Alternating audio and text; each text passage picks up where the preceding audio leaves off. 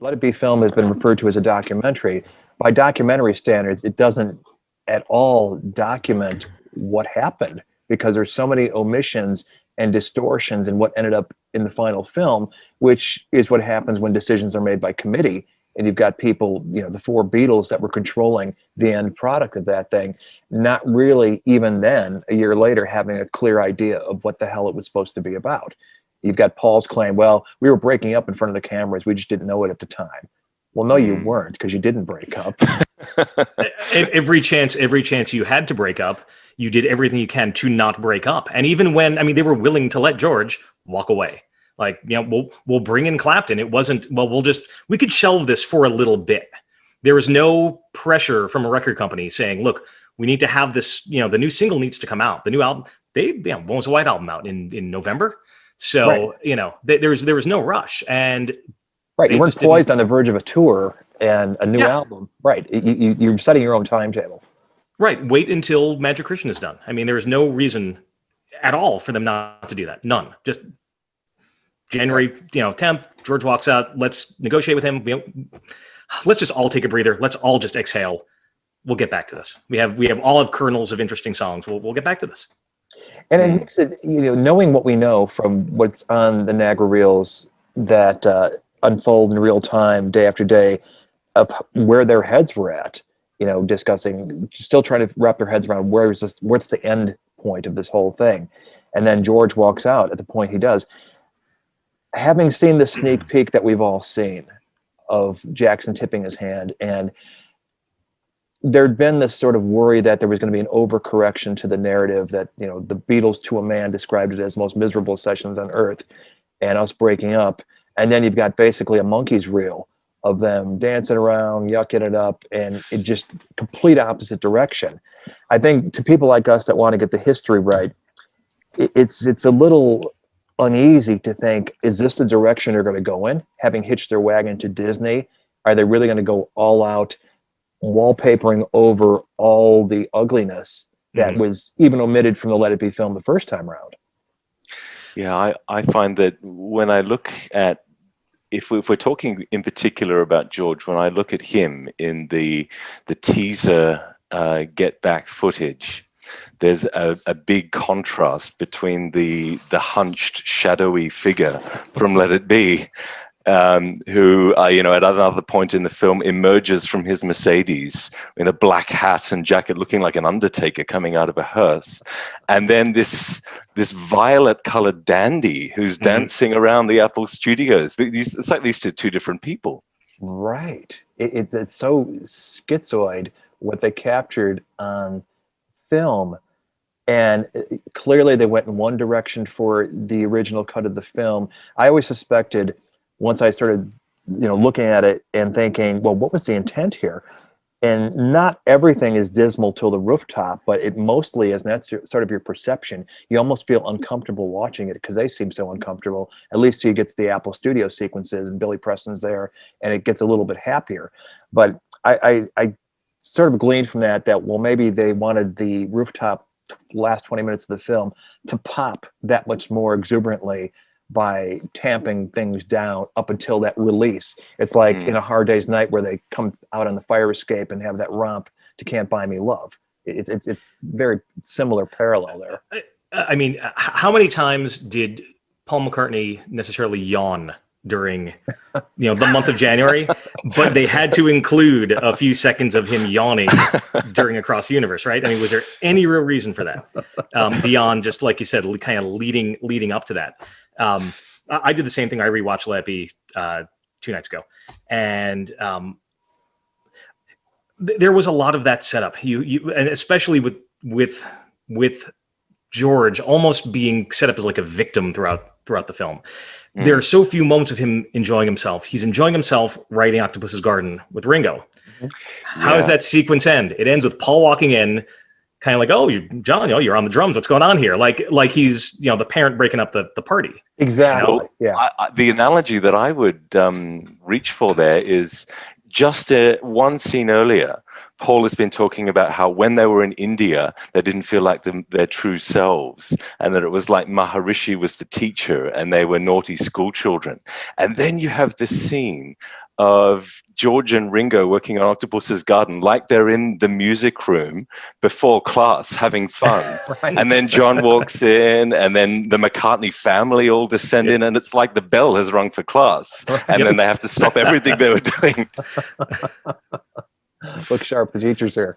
Yeah. Yeah. And I have to think in that moment, based on what we know from the tapes, there's plenty of moments where they come in at different times, and whatever fun they're having, it doesn't necessarily come crashing to an end when the fourth Beatle shows up. But you get that distinct impression from watching that and Let It Be.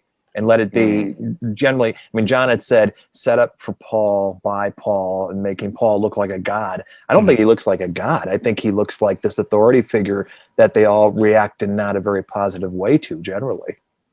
Yeah, I was telling somebody yesterday that Paul talks in the Niagara Reels about how we're not in school. We don't actually have to be here. There's no reason to do this. And if this is a waste of everyone's time, then why are we here? But to me, that actually is quite a school teacherly thing to say. I've been a school teacher, and I've heard other teachers say to students, we're wasting both of our times here. If you haven't done the homework, Right. I'm happy to walk out of this room. I don't need to be part of this. What a thankless task he took on himself, particularly at that time, because at least coming out of Rishikesh, rolling into the White Album, they all seemed pretty damn enthused about, hey, we're going to make a double album. We're going to record every song we wrote. This is going to be great. Our label debut and all that stuff. Whereas they seem to be, to varying degrees, at least once they're rolling at Twickenham and it's clear that it's kind of a dismal atmosphere, not their comfort zone. I mean, George, right out of the gate, it's clear that he's a bit energized, having come back from America and gotten some validation from people that he respects. And suddenly he's as he said, and as it seems to be clear, he's walking into this situation where they're not going to accord him the respect. You know, he's always going to be the perpetual little brother in that dynamic. And it lessens his enthusiasm over time, so that by the 8th, when he brings in I Me Mine, I don't give a shit if you like it or not. You know, that's his way of introducing new material. Absolutely. I was thinking about the Dylan and the band experience too. He's an equal. He's prolific. He comes back into January, and maybe there's that thought, maybe things will be a little bit different this time. It doesn't have to be, it's still the same Paul and John, but maybe it'll be different. And it's just not different. I mean, a day into it, he's already, saying, well, I don't, I wrote down myself a note here. He's already weary of doing new songs by the second day of the sessions. Yes. And it becomes manifest over time. He actually says the words that they're just going to be ruined.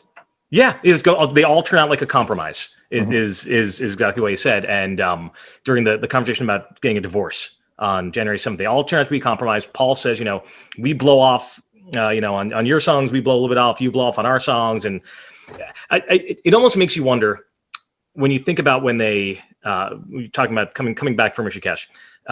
They came back, they all had their own demos that they brought fully, mostly formed, the issue demos. What if they had done the same thing? What if they had on January 1st or the first day on January 2nd, everyone has, this is what the song is. They had enough material to maybe have at least gotten there, start the sessions a week later. This is what we have, as opposed to just, we're going to try and do this. And Paul and George don't already clash on how you rehearse, how you write, how you create. That step would have been skipped if they had already done that. Isn't that an astonishing thing that late in their career, that they're still trying to sort out, well, how do we approach new material when they've been doing it since 1962? How did they function to that point? I mean, we don't want to give undue weight to the Let It Be sessions because it's at once the best documented of them at work in the studio from scratch, starting new material, but it's also not a typical project. This is something with at least a vague endpoint of it's going to culminate in a show, and we're just going to document ourselves working up new material.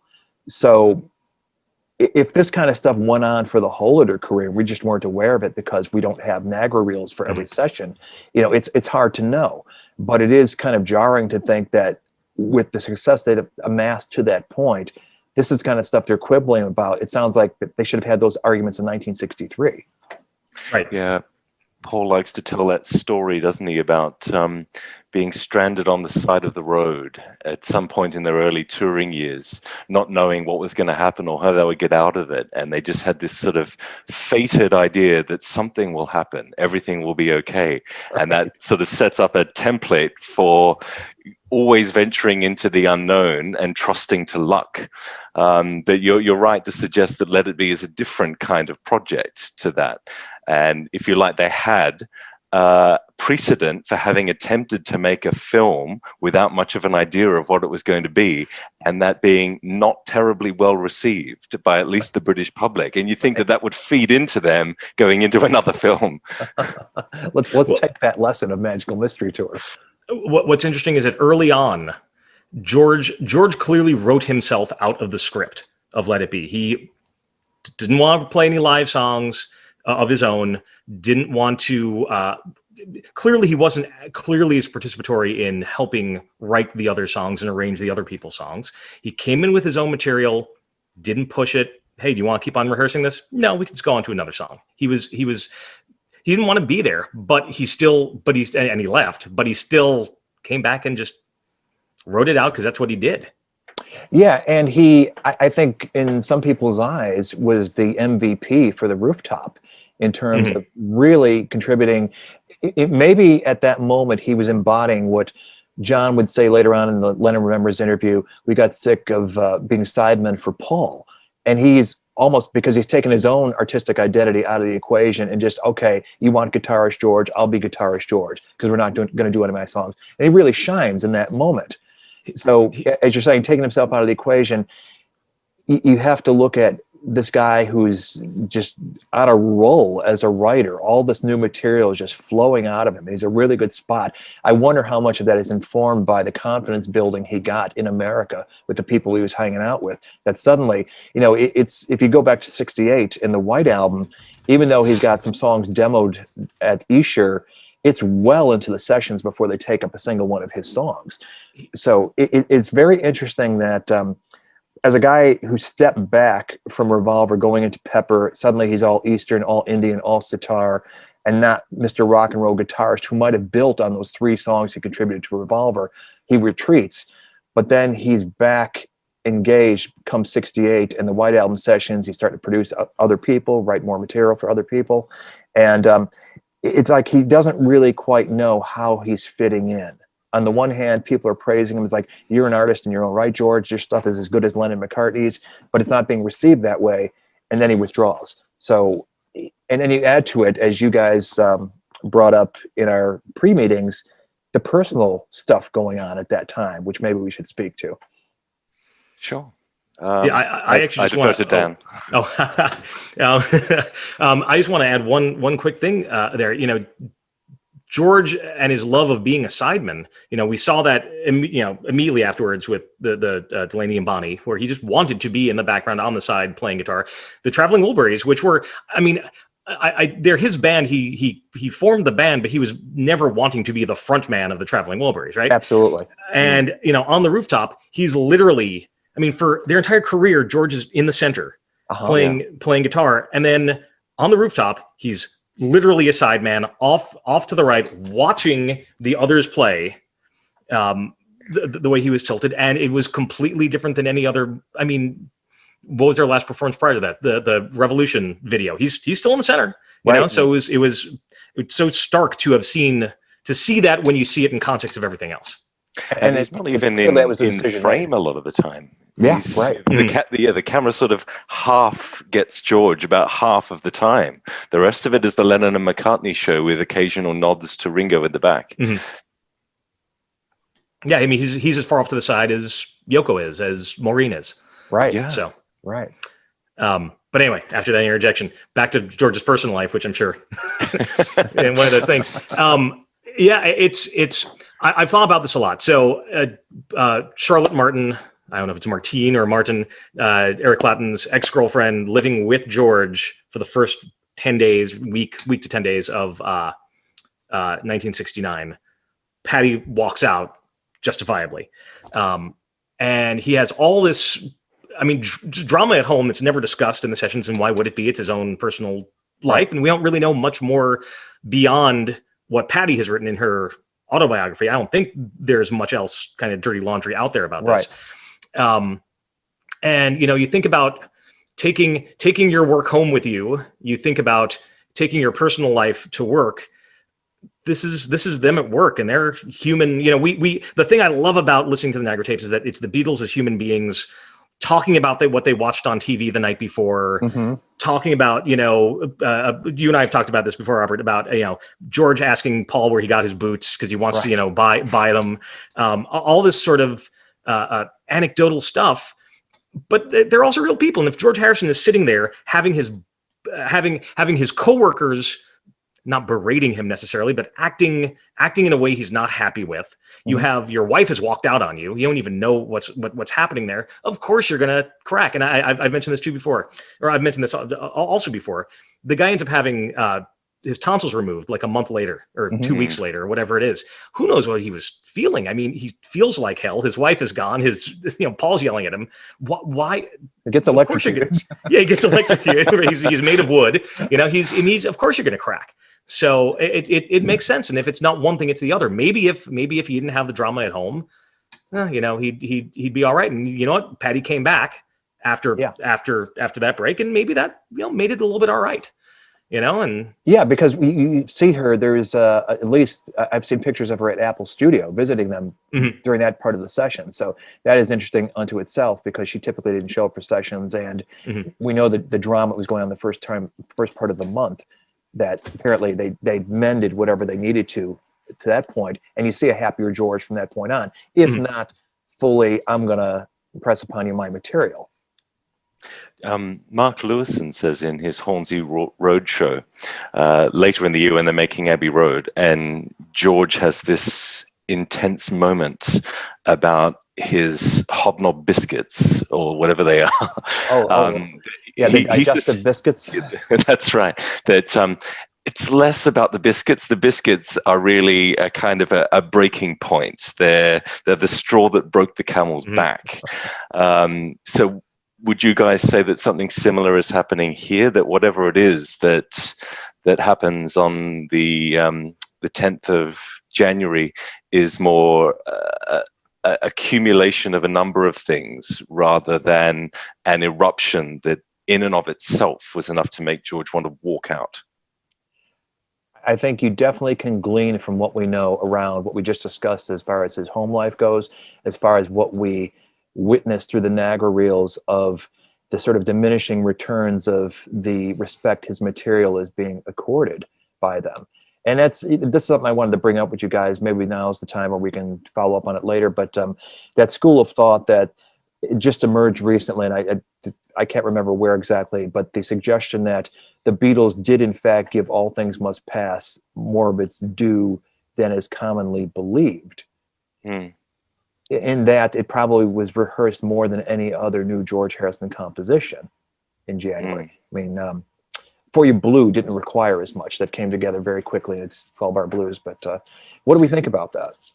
Well, I think the argument largely, at least from what I know, comes from Matt Williamson's Pop Goes the 60s YouTube videos, where he does a really interesting two-part analysis of All Things Must Pass as an example of the Beatles not necessarily rejecting the song, but George withdrawing it from consideration despite repeated attempts to try and make the song work.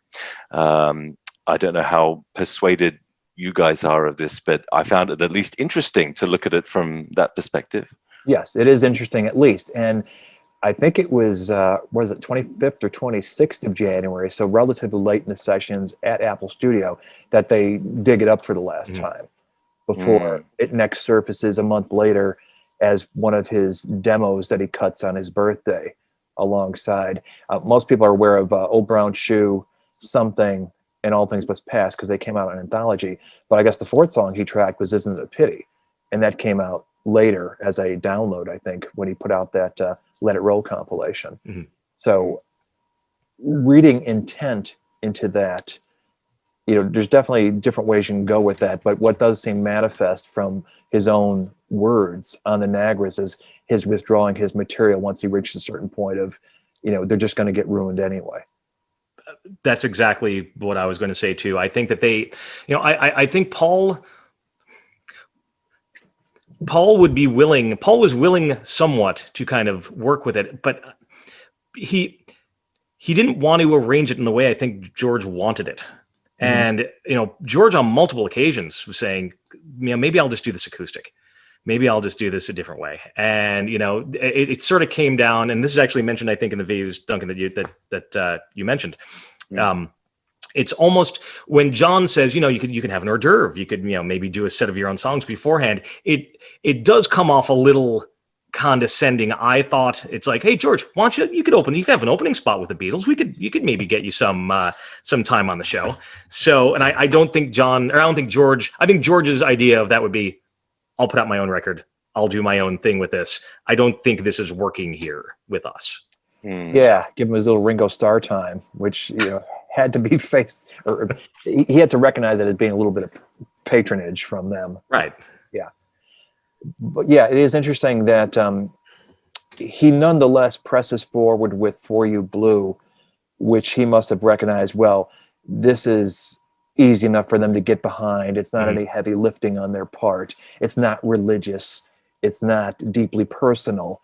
And that's something that I made the observation of. If you look at from January 69 onward with the Beatles, they do the one day of rehearsal of I Me Mine, and it's never taken up again. It's not taken up at Apple Studios. It's not taken up for Abbey Road. So I have to think that maybe he decided he was going to keep that in his pocket till his solo album, until Michael Lindsay-Hogg's like, no, I got to use the waltz footage. That's going to be in the film, so you might as well cut it for the soundtrack. But you look at what he records with the Beatles, they tend to be lightweight songs like For You Blue, Old Brown Shoe, or totally commercial songs like Something and Here Comes the Sun that would go well and make him really shine on a Beatles album. Knowing he has in his pocket all kinds of other stuff like Wah Wah and Isn't It a Pity and I'd Have You Anytime, Run of the Mill, all kinds of other things that end up on All Things Must Pass, including the title track, that he never again revisits with the Beatles. It's like he has made a conscious decision. I guess this isn't Beatle material, or I don't want the Beatles to ruin it. I'm going to do it my way when the time comes. Yeah, George says it was during the conversation about things coming off as a compromise. That conversation, essentially that, it's not going to be, it's going to come off a compromise. It's not going to be what the song I want. And in that moment, it's clear that George didn't like the droning organ from John or the piano. And it wasn't worth his time at that point. Barrel organ that could suggest. Yeah. Do you think that there's, sorry, Robert? Oh, I was just going to say real quick as an aside that I've seen, the internet is full of people that think they know something when it comes to the Beatles. And, well, I've read or I believe that, in fact, the lap steel guitar that John plays on For You Blue was brought to the rooftop as though they had the intent of performing that, and they got cut short by the cops. I haven't seen any credible proof in that direction or not. And to me, it would be out of character because it seemingly he'd made up his mind, no, we're not going to do any of my songs for the quote unquote show. I didn't know if you guys had any further insights on that or not, but I'm fairly certain that they were never going to do that on the roof. Yeah, I can't think of anything that can add to that argument in terms of evidence. But what's running through my head is George talking during the White Album sessions about attempting different versions of While My Guitar Gently Weeps. And he claims one of the reasons why he ran his vocal through the ADT and added a kind of guitar effect to make it sound wobbly is that he needed to make it sound more Beatle-y. And I wonder if that is relevant here, if a reason why George is reticent about putting forward his songs for the show or for the band is that he wants them to be George Harrison songs, not Beatles songs. Is that going too far, do you think?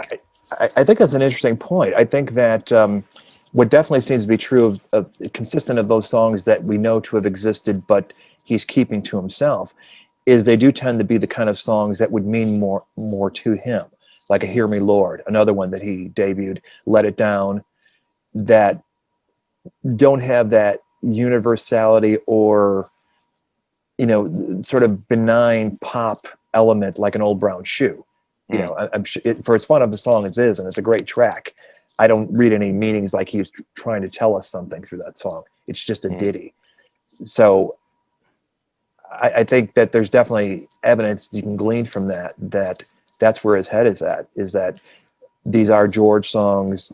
I'm not sure I see them as Beatle material to this point, whether it's because of musical considerations or a personal resonance with him. I think it's also... Oh, go ahead. I'm sorry. No. I was going to say... Go ahead. I'm going to take a glass. I won't talk. Okay, just very quickly, sorry to interrupt you twice, Dan, that if part of what the Get Back project about is literally going back in time and discovering elements of their roots, it's like they're rediscovering themselves as a band at an earlier point in their own history. And it may be the case that what George is doing now as a songwriter is so different to that it's like a square peg, round hole situation. That's a really good point. You do hear them throughout the Niagara tapes referring to rockers and up-tempo stuff. This is going to be a rock and roll show. And to that end, George is not really bringing anything that fits that description. I mean, he was capable of rocking, but if you look at his material on his originals of his solo material, he's not Mr. Rock and Roll. As much as he loves that stuff, as much as he admires the form. So maybe what he was producing was no more suited for what their intents were than one of his rock things. And he was he was never going to be that. And this sort of dovetails with what I was going to say a few minutes ago, is that he can get John to get into For You Blue and Old Brown Shoe. Here's a slide guitar, have at it. You're going to have fun. He wasn't going to do that. He wasn't ever going to do that playing Hear Me Lord or playing All Things Must Pass. No, right. So to circle back to that point, that this thesis being put forth that the Beatles really did give it a chance, I'd say they put the time in, but whether they certainly didn't approach it like they did Taxman in terms of labor and feeling fully invested in it, and I'll help you with the lyrics, or I've got this great idea for an Indian sounding lead solo that's really going to enhance this thing. You don't see the evidence of that. They try to follow George's suggestion to make the Beatles sound like the band, and then when that doesn't work, they suggest this solo acoustic hors d'oeuvre idea. Right. But I can see how that might come across to George as I don't know, a form of condescension. Right. And another thing is, I think you've talked about it on Satby, Robert, that when George starts playing I Me Mine and John's response is to waltz around the room with Yoko, that suggests a form of sabotage or lack of engagement, perhaps. I don't know. I think a complicating factor might be, you guys know the story about Tom Jones having a fractious encounter with John. I can't remember the song, but John was making fun of a Tom Jones song, and Tom Jones got upset, and Paul had to do that very Paul thing of intervening and smoothing things over. But I really like his comment. I think it seems maybe potentially revealing. He said, no. When John makes fun of a song, it's because he likes the song. Yeah. I thought, I wonder whether that has implications for what John said or thought or acted with regard to Maxwell Silverhammer. In that case, he was George's biggest fan. Right. Yeah. It's interesting talking about trying to sound like the band and how that didn't really work. Again, rewatching Lampy the other night, when they're at Apple doing "You Really Got a Hold on Me." They were like the band. Everyone was singing at the same time. Everyone was, it was that sort of vibe, and it sounded so good. And they were all so, it sounded sloppy, but it sounded good. It sounded, the vibe to it was so right. And for sure. That's a really good observation. It's funny that it took Smokey Robinson to get them to realize what George's ambition was at that point. But the other thing that I think was, in a way, in alignment with John's latter-day vision of the Beatles, was that egalitarian spirit of, well, we don't need to be this closed shop anymore. We're the Beatles. Let's make the Beatles what ultimately became the sort of basis of Plastic Ono Band, this conceptual outfit where we bring in whoever we want to bring in to make, on a song-by-song basis, this work. And how interesting, I mean, clearly it worked with Billy Preston. You know, they were able to incorporate him in, give him a name check on the label to Get Back single, and everybody seemed to have a comfort level with that, short of, well, let's make him a member of the band, and Paul immediately balking at that. And, you know, George, the same way, I think, was quite willing to expand the parameters of the band, of the Beatles as a band, in the spirit of the band. And maybe Paul was foreseeing John's enthusiasm for the idea as a backdoor way of getting Yoko into the Beatles, beyond singing on Bungalow Bill or something like that. And he wasn't going to have it. Do you think that if everyone had taken up that suggestion, if Paul had been enthusiastic about a looser collective of Beatles and co. associate artists, that would have actually worked? For example, if Paul got enthused and said, okay, guys, I'm going to bring in Jimi Hendrix to play on my next song, that everyone would have been happy with that? Well, it's interesting you use that as an example, because there's the precedent a year earlier on the McGuff album, where, again, they're sort of casting the tracks and they bring in Jimmy for that exact purpose. That's what I was thinking of. Yeah. So I think that he saw the Beatles as something he was particularly protective of as a brand. You know, the fact that he's quite willing to employ Billy Preston's talents on one of his compositions that utterly enhances it, the keyboard solo on Get Back. But, you know, it's a bridge too far to bring him in as a full-time member. He definitely had ideas, and if you look at the other prevailing trend in Paul McCartney and the Beatles, is that once their biggest fan, he's always trying to steer them from one project to another to keep the band sustained, knowing that without his initiative, George and John are not going to be the ones to lead them to future creativity together. But at the same time, these auteur sensibilities, well, I wrote the song and here's how it goes and this is what you do. He's got this utter blind spot to how that is being received by his bandmates, and the resentment and the feeling that John put his finger on, we got fed up with being sidemen for Paul, how that's going to go over. So had he been willing to loosen the parameters of what constitute Beatles, or allow them to contribute what they wanted to contribute as members of that band to Beatle product, why it never occurred to him to, if there are songs you are precious about that you need to have recorded a certain way, do your Paul McCartney solo album at this juncture, get that out of your system, and you bring to us the material that you're going to allow us the space to be artists on.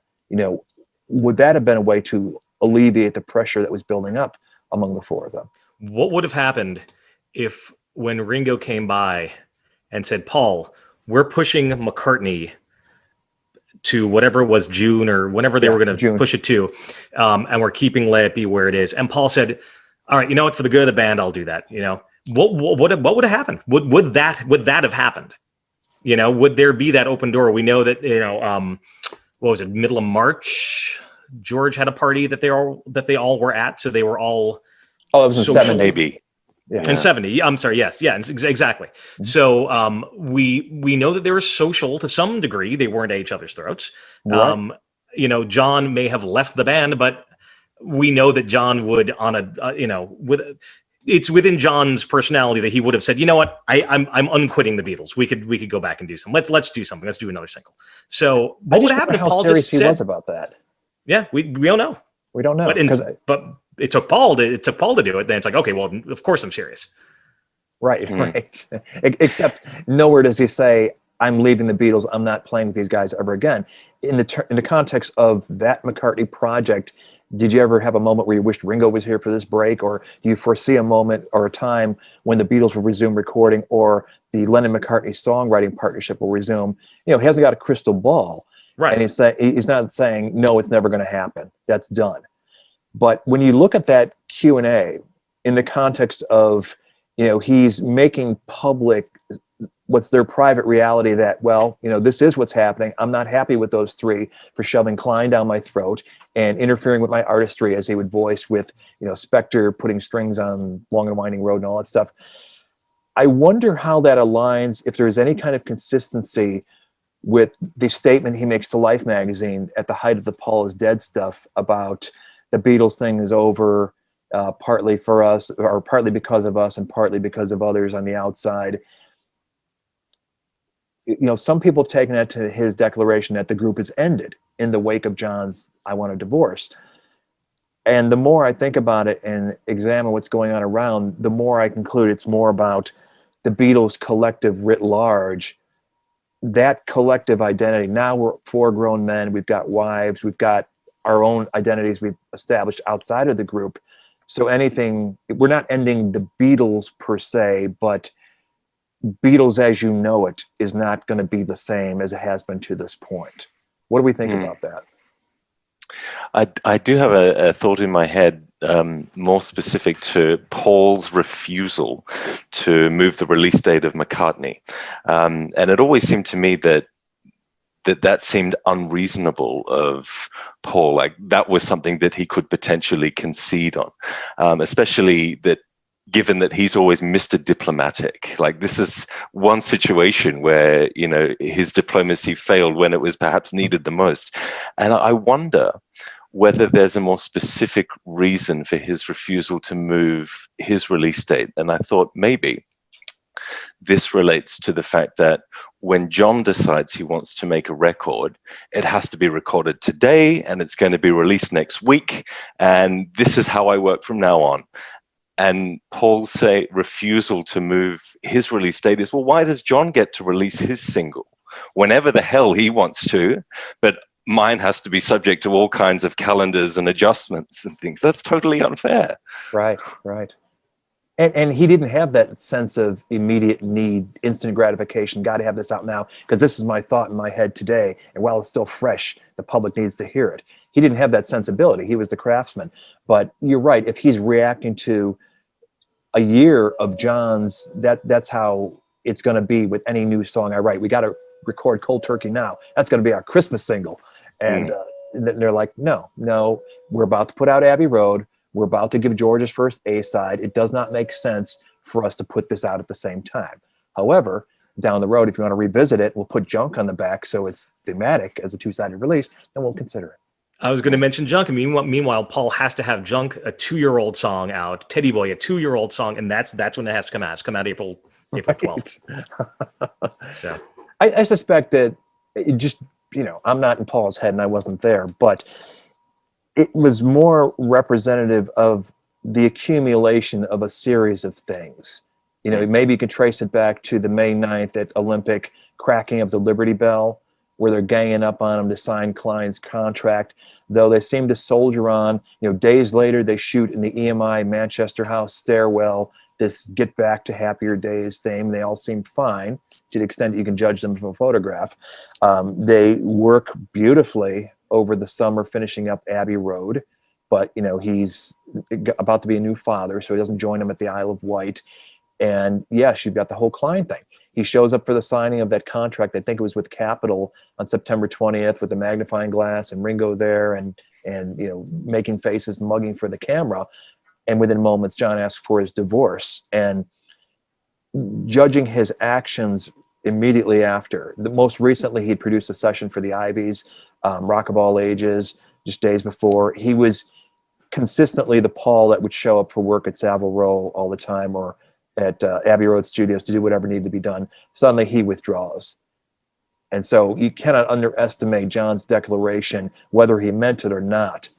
The way Paul took it was pretty serious. And then he slides into that depression for the rest of the year.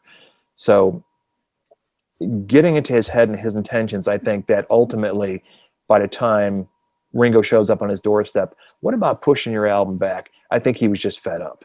And he had Linda egging him on. You don't have to take that from them. Yet she was the one during the Get Back sessions when Paul's proposing We can have in between. Oh, this is January 14th, 13th, 14th, somewhere in there. Yeah. Proposing, we can have the Beatles basically break up as like the finale of the movie. Right. And Lind, why would you do that? Right. The world needs why are the you breaking up Beatles. the Beatles? That would be sad. Yeah. Yeah. Yeah. So undoubtedly, she was a huge Beatles fan and didn't want to see them break up, but ultimately, she wanted to see her man happy. And she's seeing months and months of this, the toll it's taking on him, of what is happening with the guys that used to be such, his close mates, and they're imposing Alan Klein on him that he's completely unsatisfied with, and that's the deal breaker for him. And suddenly the democracy that had been enforced for making decisions to that point is now a majority rule thing. I mean, it goes back to what we were saying before about all the personal stuff going on in your life that led to George. Paul had the domestic part fine, but again, it's you have your corporate bosses telling you to do something, and you're not gonna. How does that make you feel good about when you have the power to make just what you said? When you have the power to make your own decision, when someone's breathing down your throat, you're going to make your own decision. Yeah, and even if it's in anger, when you don't really sit through and think through, okay, maybe I just broke up the Beatles forever. I don't think he thought that in that moment. You talking about in the McCartney interview or the in the yes, exactly in the 1970. Yeah, that's the thing that it's certainly rich fodder for discussion. The Don Short article, Paul Quits the Beatles, and he would say later that, well, I didn't base that on the self-interview. I based it on my talking with people at Apple under anonymity that said, we know that Paul was staying away from the office at that point, and whether they took that as a tacit sign that he's no longer interested in being a Beatle, while John is operating 24/7 out of Apple with his activities. And George that very day showed up to do a TV interview, and Ringo's around. So by implication, he's certainly checking out at that point. But whether that was meant to be permanent, he seemed to be horrified by the headline, and then talked to Ray Connolly within 2 weeks saying, I didn't leave the Beatles left the Beatles. Nobody wanted to be the one to say the party was over.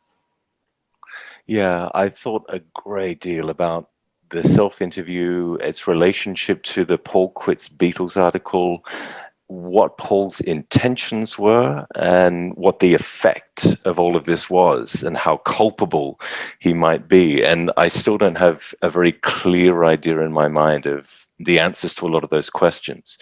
For a long time, I thought Paul clearly did not intend anything as explosive as Paul Quits Beatles. No. Because he doesn't say that anywhere in the self-interview. No. But then you have things like Derek Taylor claiming all of the questions in that self-interview that relate directly to the Beatles, Paul added himself. Right. So he must have intended something by this. Right, but short of I quit the Beatles, the group is done. That's right. And I think he knew that something was going to happen as a result of this in the media, because it's very early on the morning of that article that he packs his entire family up and they leave for Scotland. So really anticipating some media event. Storm's about to break. Yeah. I'm going to lob this grenade in the room and then leave. You also have to wonder about him taking it right up to that edge. What Paul, trying to sell records, did any solo Beatle record up to that point do anything in sales? Not really, right?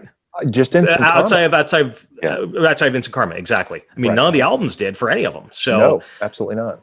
And granted, they were not pop albums, but I mean, that may have gone through his head too. Is like, all right, he's a salesman. He's always been a salesman. He's still a salesman, and maybe that was kind of the idea. Is I'll get to that point, because same thing. The first time, my first exposure to that Paul Quits the Beatles headline was in the Complete Beatles documentary when I was younger, and years later, when I finally got to read somewhere on the internet the actual release that was in McCartney, I'm looking at that and I'm looking at like this doesn't quite add up to. Yeah, where's the part where Paul says he's quitting? I don't see that anywhere. Right. Yeah. So yeah, you have to sell newspapers and you have to sell records and all that stuff. So do you think it was that mercenary that he knew he was creating a bombshell and that it would therefore help sell his record? I do. Do you? I don't think he set off a bombshell thinking he would break up the Beatles. I think it would be a bombshell of the Beatles' future is in question, or what's Paul thinking? What's going on here? Because he never says it. I mean, look, Paul. Did you wish Ringo was drumming with you right now, or on this album? Well, Paul could probably have honestly said from 1970 to today, at different points, no, I really didn't want Ringo's sound. Really wasn't what I wanted on this. There were times where he had Ringo and other people drumming on the same solo records, right? Right. Mm-hmm. So just because he didn't want Ringo on that record, he probably could have said, "Hey, I just didn't want Ringo on this record. That doesn't mean I don't love Ringo and want to record with him again, later this year. I just didn't want that right now." Yeah, I'm inclined to agree with you. I think that Paul is someone who's very good at compartmentalizing areas of life, and he puts a clear boundary around what family means to him. And I think of McCartney. I mean, people go on and on about it being Paul did all of the songwriting, played all the instruments, he did all the production of himself. And that's true. But I think it underplays the extent to which McCartney is really a family album. And the title McCartney refers as much to Linda and Heather and Mary as it does to him. And so it's not really anything to do with Beatles space. This is the other side of Paul's life that John in particular could sometimes be quite jealous of. That's a really good point. It's a great point.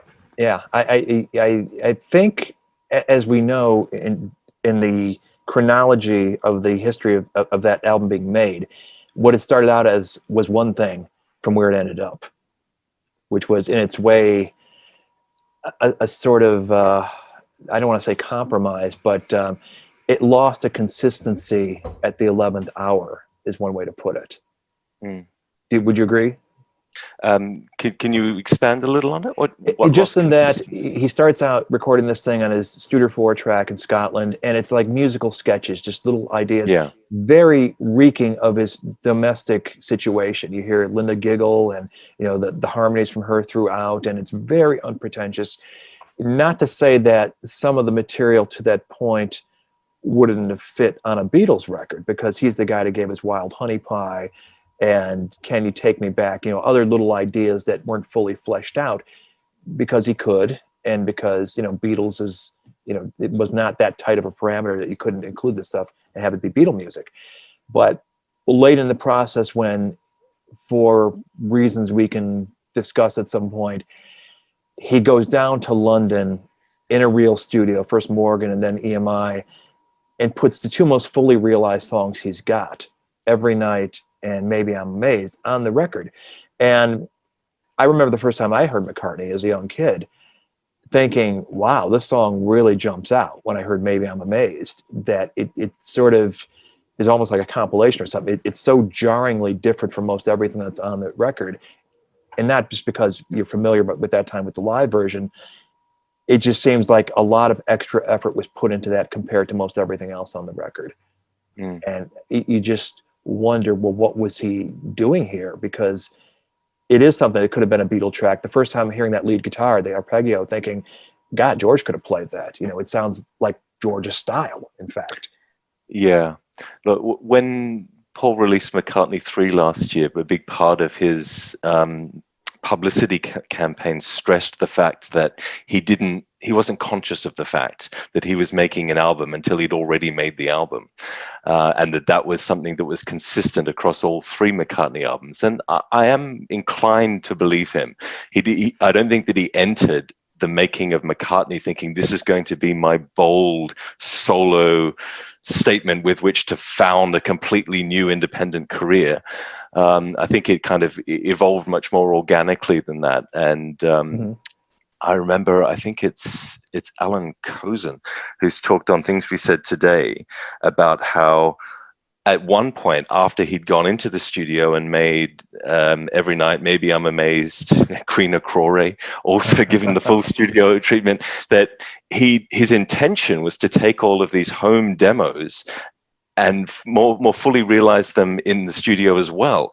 But that at some point he changed his mind and thought, actually, I quite like the homespun quality of a lot of this material. So the final product will end up being a combination of both.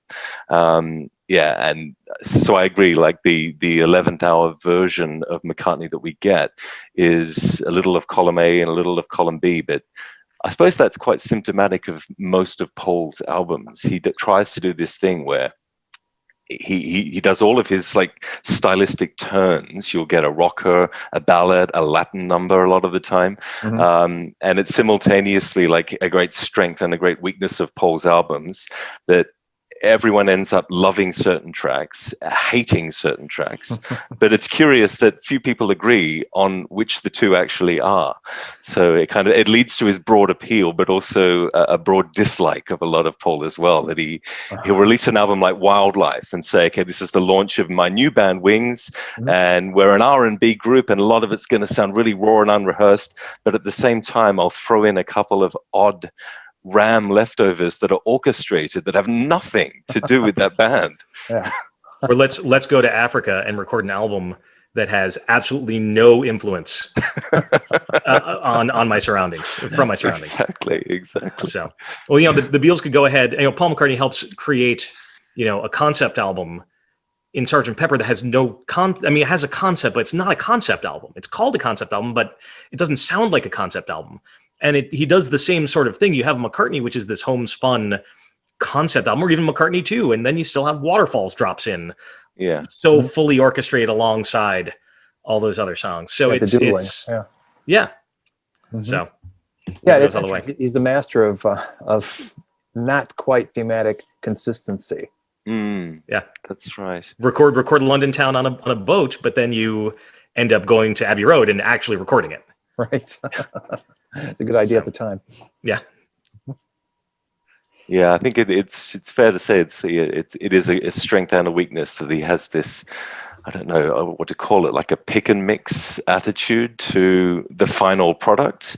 And in some ways it is a strength. It means like he can record with different producers across a period of 3 or 4 years, and the end up result doesn't sound too schizophrenic. But yeah, it does mean that there will be something on it that you hate as much as something that you love.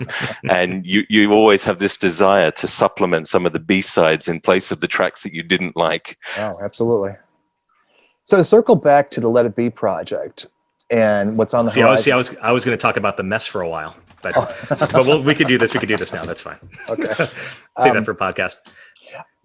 With the Peter Jackson project coming, we've already got that monkey's real taste of it. What is it we want to see? What is it we expect, and what would disappoint us at this point? I would be disappointed if Twickenham was glossed over, because Jackson said in his little intro that what you're about to see is representative of what the released film will end up being. And I thought, there's a couple of colored lights in the background there, but I see a lot of green carpet and I see a lot of rooftop. So I'm concerned that Twickenham will be all of 5 minutes of footage. Right. And knowing what we know about that pretty much demarcation of the 20 days they were working on the project, the first 10 days being at Twickenham of any kind of productivity till George walks out, that's the part that things are really at loggerheads and not figuring out what they're there for. And suddenly they go to Apple Studio and everybody's smiling, putting on their best behavior. Billy Preston's there. That's what makes, short of the rooftop, the cheerier moments in the film. So if he is going to gloss over Twickenham and focus on the shiny, happy things, it is going to be just as much a warping of history as the Let It Be film was. Let It Be, they were in Twickenham for 20 minutes. 23 minutes, I think I wrote down, for in Let It Be, out of an hour and 80-minute movie, I think it is. So they were at Twickenham for what, a third, two-fifths, whatever it is, of the time of the entire sessions. It's such an interesting period of time by comparison. I think that would be terrible if they gloss over Twickenham. I think they can't gloss over George leaving the band because so much of what happened because of George leaving the band. Twickenham had the mood it had. If we want to give it when you have 50 something hours of video of film and you have 80 something hours of audio, you could make any movie you want to. There's every combination. But if you want to say, it was kind of tough at Twickenham and it led up to George leaving, which is true. You have to have more of that. You have to have some of the bright spots of that too, because it wasn't all bad. And you have to explain George leaving and why. And I'm not sure completely the way they need to do it. Whether it's, we have the audio of George saying, I'm leaving, when now. Right. I don't know if we have. Assuming we don't have film of that because it was recorded on Michael Lindsay-Hogg's little pocket microphone. But if they do it like was it They Shall Not Grow Old? They do it like that. He can have. I'm certain there's a way to have, whether it's the newspaper articles of the time or whatever it is. They have to address him walking out and the reconciliation, and not just the car pulling up and George walks out and George walks into Apple like they did before. So right. And it's interesting you point out that when he left on the 10th, the press that does cover it at the time reports it as a punch up between him and John. Where did that come from? It's clearly not on the Niagara reels. It's not on the Niagara reels. People assumed, so many people have written and so many people have assumed it had to be Paul because we see in Let It Be them arguing. We never see John arguing with George. We know that John argued with George over Yoko, and we know they argued with each other over in that period of time. I don't know where it comes from that they had a fight, but it happened within 48 hours. There were newspaper stories saying that George Harrison left, and it was them already denying that there was a fight between John and George. Right. So it was immediate. And it went on into it was maybe 2 issues later of the Beatle book. Yes.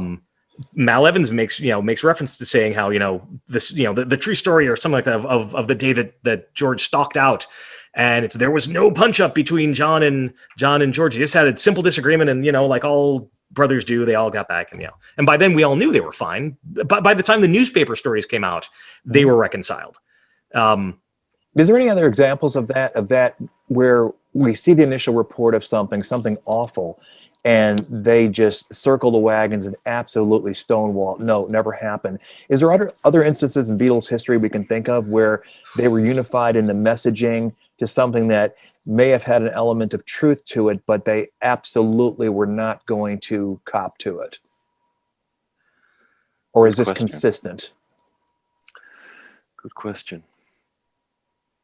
I would say, I think, and I'm not real certain myself without researching it, but I'm just wondering if this was evidence of a pattern.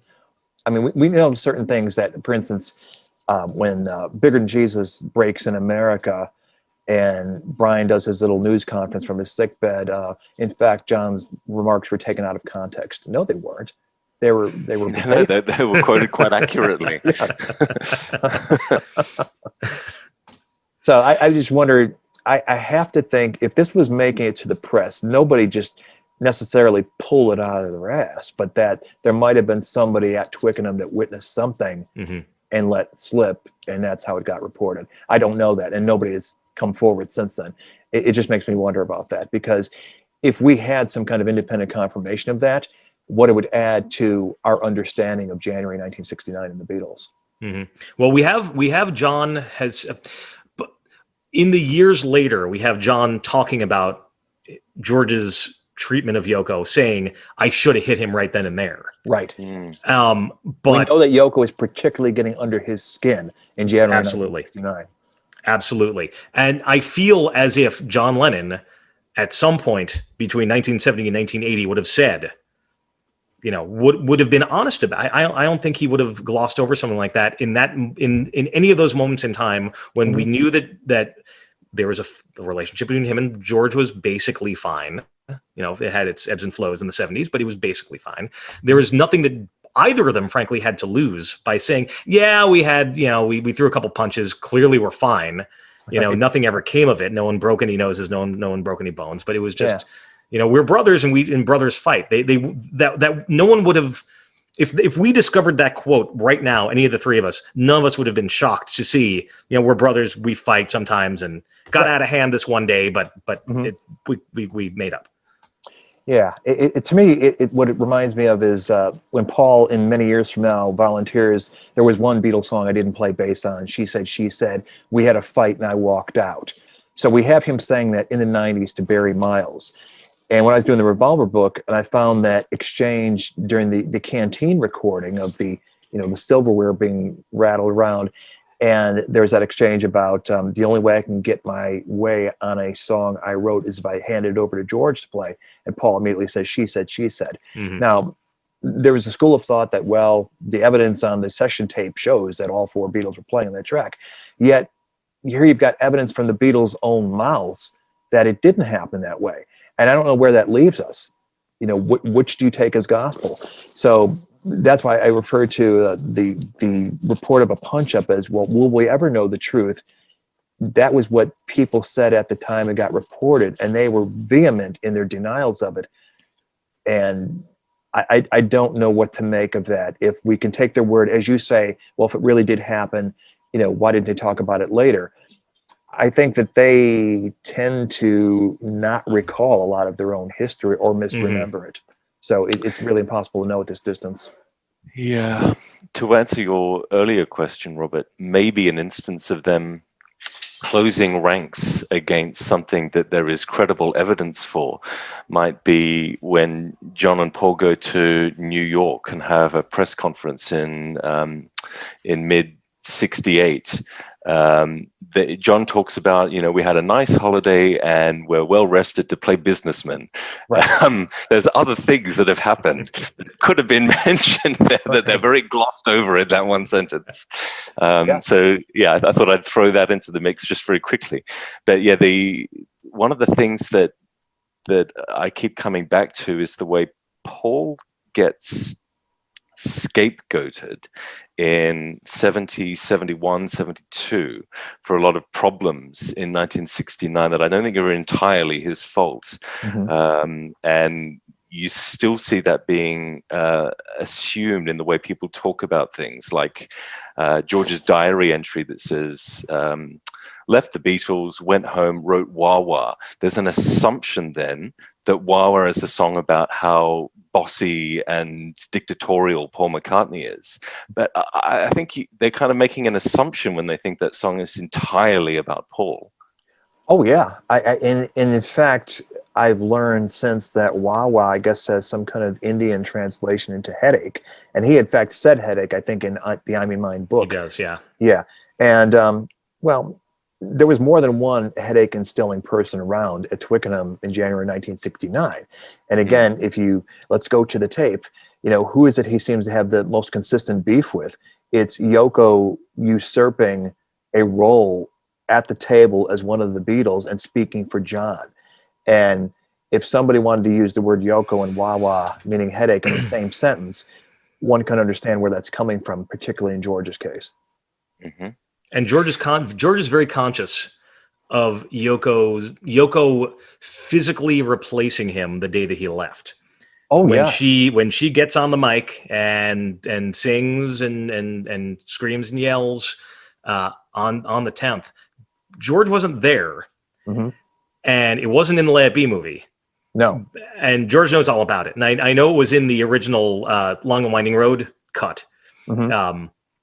But I mean, I don't even know. I know that was compiled kind of all along. But I mean, George mentions it in interviews several times over the years. He's very aware of that. So. And Paul mentions it within days when they were having that meeting before John and Yoko showed up. Wouldn't it be silly if 50 years from now they're saying the Beatles broke up because Yoko sat on an amp? Mm-hmm. Exactly. And not because wouldn't it be crazy if the Beatles broke up because we wouldn't give George an extra song on the album. It was the focus was on Yoko and her relationship. Yeah, absolutely. That's the thrust of that conversation, and just how do we handle a problem like Yoko? Yeah, yeah. I don't want to suggest that we need to go 180 degrees in the other direction and make this vehement argument that Wah Wah is only about Yoko Ono. It's just, it's more complicated than to say it's definitely about Paul. And it's an interesting case of people, including George Harrison, looking back saying the problem was all Paul, that these all being retrospective looks back to a period that Paul seems to be scapegoated for. And I'm genuinely uncertain about whether George is misremembering this period and Paul's heavy-handedness as being more of a problem than it was, or whether this is a kind of an agreed upon narrative that he was aware is not the full story. Yeah, and before I remark on that, I want to say I'm not trying to turn this into a Yoko broke up the Beatles argument by any means. The case I'm trying to make is that George certainly had his issues with her that are manifest on the Nagras in 1969. I think in general they'd come to an accommodation of that, and Paul speaks to it as like, well, you know, this is fine. That's John's bird, and you know, if I come down on him like, you know, you have to choose between us and Yoko, we know he's going to choose Yoko and quit the Beatles. So he's being very careful not to do that. But as far as what you're saying about Paul being scapegoated, certainly that's manifest in the depositions they give when he's taking them to court.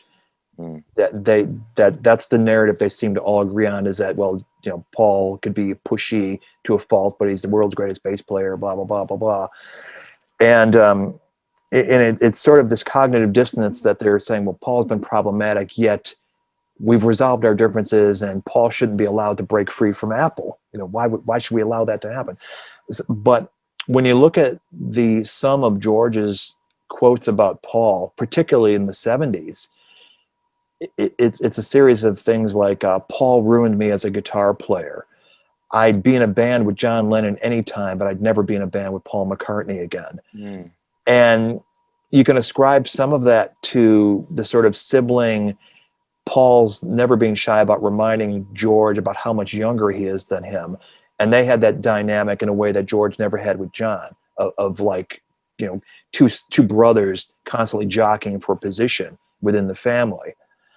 I wonder what is informing George constantly, you know, not being shy about being critical of Paul and the negative effect he had on him as a Beatle, especially when the evidence we see throughout the Nagras is when George brings in a song, Paul's there to work on it and be invested in it, and, you know, almost to the point of being a co-writer on some of them, full of ideas and wanting to make that happen. And I think there's at least one quote in the 70s around the time of 33 and 3rd where he says, you know, Paul would be great on your material after you recorded 10 songs of his first. So where does that resentment come from? And why is it not as voiced against John, who you've got a mountain of evidence of his mistreatment of George? Yeah, I think part of it may be the fact that John died in tragic circumstances. And once that happens, then you don't want to speak ill of the dead. The very strong pressure is to say only nice stories and to remember good things, where you can be quite critical of people who are still alive. Could there be an element of almost guilt? I mean, Paul's the one who got George into the Beatles. And I wonder if there's some sort of just a weird emotional response to that part of it. You know, it's like, you got me into this, and now I'm not where I want to be in this. And maybe you made me do this thing now. I don't know. I'm sometimes the people you resent the most are the ones that have done something good for you. Yeah. And, you know, didn't this is just a stray thought, didn't even go back to, I guess it was after John died. Didn't Paul want George to play on, was it Wanderlust? Yes. Or, and he said he would do it, and then just, there was like no effort at all made to actually going and recording for him. Well, what they ended up doing was doing all those years ago. Right. That's right. Yeah. That's where they wouldn't even be in the same, but they wouldn't be in the same studio together. Well, they were at Friar Park, and George Martin was there too. Oh, were they? Were Paul and Yeah, that's where they Yeah, did yeah, that. there's I a didn't photo realize of they were it. actually there. Okay, I Yeah, thought there's they actually literally photos of melded in. Yeah. Okay, Yeah, but you're right. They Nice. never returned to Wanderlust and George's proposed contribution to it, which would have been Right. amazing, but it ended up not happening. And I'm not sure what we can read into that. I mean, Paul certainly is known to have change of thought about the conception of something. Oh, I'm going to go in this direction now, but I don't know if we can read some kind of tit for tat punishment. Okay, I'm uninviting you to that. Maybe. Yeah, the story that that either Paul or George tells is we went in with the intention of doing a guitar solo for Wanderlust that George was going to play, but George said, I have something that I want you to do first, and that was the backing vocals for all these years ago. And then with one thing and another, we never got round to the Wanderlust thing. I don't know, that may represent the truth. It may be a bit of a cover for the fact that George was reticent to do one of Paul's because he wanted to do his, and he didn't want to be back in this situation where Paul takes precedence all of the time. Just Maybe sideman for Paul. Sideman, yeah. So, final thoughts. Final thoughts. Peter Jackson. What are we wanting to see, and where? I guess we've kind of discussed where it was going to go wrong if they just gloss over Twickenham. Is there anything else we can anticipate as being the element that will make this film successful in our minds? I mean, to me, if it gets the history right, but I think we're in a position where the odds are stacked against the truly honest telling, because I don't think Disney tends to put up support for films depicting a heroin user in the midst of, this great creativity going on around him. I don't know. No, I as soon as I saw that Disney had taken over the release and distribution, my joke to someone was, "Are they going to digitally replace Yoko with a Disney character?" I don't think they'll go quite that far, but there'll be an element of that. They will certainly be stressing the happy-go-lucky monkey reel stuff that you've already mentioned, and at the expense of what's maybe a more honest look at both the good and the bad. An interesting thing that I saw in that 5-minute reel was, or it's something that popped out at me when I was rewatching it. There are lots of odd combinations of people. You see Paul sitting next to Maureen. You see Linda and Ringo hanging out. You see Glenn and George. Not that that's an odd combination. He was there, but you see, it's not just, George and Ringo, John and Paul, and John and Yoko. I mean, it was shown certainly, but it was lots of just George Martin and Billy Preston. So it's just showing. It's like, look, all of your heroes are all here in this movie together, and they're doing all different combinations of stuff. I think that no matter what, there'll be an element of disappointment because there'll be something left out because there's so much to it, and there are those like us who know every corner of this. It's like, they left out, Susie Parker, or they left out no Pakistanis. But I don't know what will work and what won't work ultimately. They have all the film, and one of the things on the tip of my tongue was I wasn't expecting 8 days a week to come out whenever that was 5 years ago. Is this potentially the last Beatles major film? Like could this be it? And if this is like the last statement on this kind of a widespread audience where it's Disney involved and it's, God willing, we're back in theaters, but even if not, dropping on the internet for everyone on, streaming services in August or whatever it is this the last time we get something that widely released on them? And if it is, I don't know what they want to say. I don't know what anyone wants to say. We know the ending because we know the ending is the rooftop, and the rooftop comes off perfectly, and there's no stumble to it. So no matter how they play it, they can play it as, but look, it has a happy ending, right? I mean, they're all on the roof, they're all happy. Did we pass the audition? Of course they passed the audition, and we're all satisfied. Do they? I would love it if they talked about the story of how they had all these wild dreams of do the show here, do the show there. But it turns out, look, everyone, here's your lesson. Simplify and that's your best solution, right? Just, it's cool to dream, but maybe the right thing to do is just chase the dream that's right in front of you, right there on the roof, you and your friends playing to the world. That's really playing to the world, right? So I think that no matter what we'll be disappointed, but I think no matter what we'll also be really pleased, because it's gonna look amazing. Yeah, look amazing. Yeah. It's better to look good than to feel good. Yeah. I expect that if there is an agenda or messaging involved, it will be similar to the messaging around the release of the White Album deluxe set, which was, this wasn't as bad as everyone thought. Look, we really, really loved each other and we had some great times. It'll be that as a counterbalance to the document of a band breaking up. Well, we're also supposed to get the original Let It Be redone also to some degree, right? I mean, I don't know if they're going through the effort of the colorization and things like that for the aspect ratio. Yeah, that's right. So whether that it'll be good to have them both. I mean, they're both legitimate documents. If we get the Disneyfied version we're expecting, then we'll have both documents, and it's just we'll have 4 hours of this to kind of 3 hours of this to kind of compare. Yeah. I'm sure we won't have Paul yawning in the new one, but maybe we do. Yeah. Maybe he was really tired at different points. So I would love to see the original Michael Lindsay-Hogg cut that he showed them that they all mixed. I have to think, in its way, it must have been a true representation of what ended up in the final cut. Yeah, more John and Yoko is what's probably in that original cut. But I was going to say that I have no doubt that somebody on Vimeo or YouTube will end up making some super cut which combines all of Let It Be and all of Get Back. Yes. Oh, yeah. In chronological order, yes, shot for shot.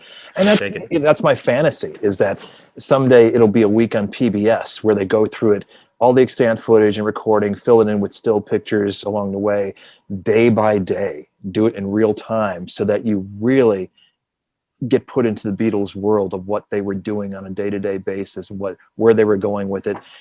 January 7th, they come close to breaking up, at least in terms of their discussions, but then once they shift back to making music, it just falls back into place again.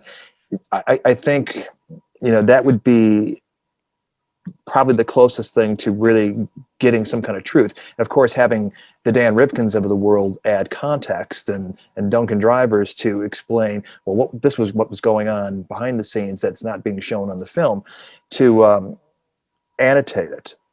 But, I don't think that's going to happen probably while we're still around to enjoy it. So maybe they should have asked Ken Burns. He would have done a 10-part TV series, all primary sources. And he's already got the haircut. One after the other. That's right. Well, I mean, the pity is there is a real interesting narrative that they can tell, a real actual drama to this story that they could, I think, easily tell.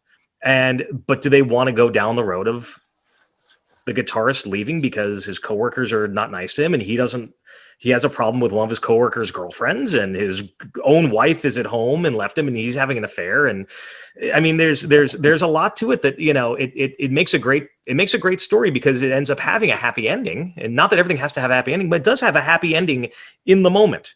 January 30th, January 31st ends happily. Right. Yeah, victory from the jaws of defeat is not a bad story to tell, and the more the defeat threatens and looms over the sessions, the happier the ending. Yeah, that's something Disney can run with.